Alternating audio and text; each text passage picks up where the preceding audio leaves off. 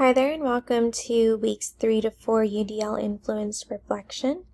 To begin with, I would like to focus on a couple of items within the demographics of the imaginary school in which I have chosen.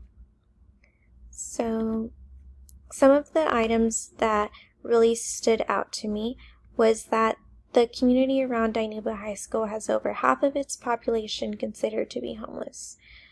Not so much as that 10% of the people in the community do not have access to computers or electronics. Considering that I am a teacher, I want to make sure that my students all have the equal opportunity to learn, just as the student next to them. So I would have to definitely consider that within my lesson plans and homework assignments or projects assigned, that not every student would have access to certain stuff like electronics or computers that they're able to use outside of the classroom. Jumping right into my 3 content standards, I would like to point out that content standard 12.1.1 really reminded me of an example of culturally sustaining pedagogy. I feel like students are able to jot down some examples of how monetary and non-monetary is used in their everyday life, and they can incorporate such pedagogy into this content standard. Secondly, standard 12.3.1 could be a great example to use social justice in education.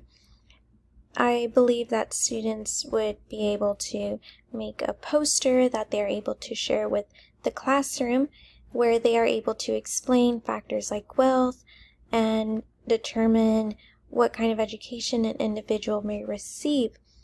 They can compare that with how the cost of government actions outweigh the benefits.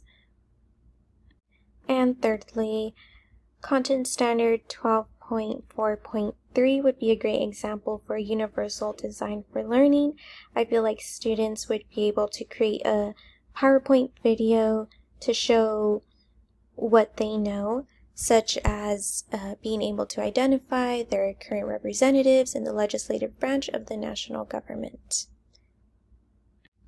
One challenge in which I felt occurred during my completion of question number 1 would be that I wasn't really sure how to incorporate such as a universal design for learning into my content standard, just because I am not super familiar with how to do that, but I believe I understood the gist of it.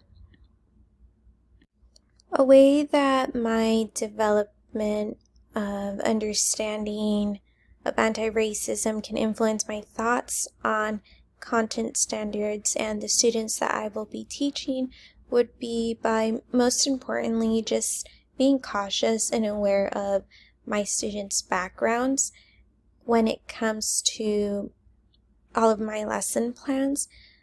It doesn't matter really what it is that I'm teaching.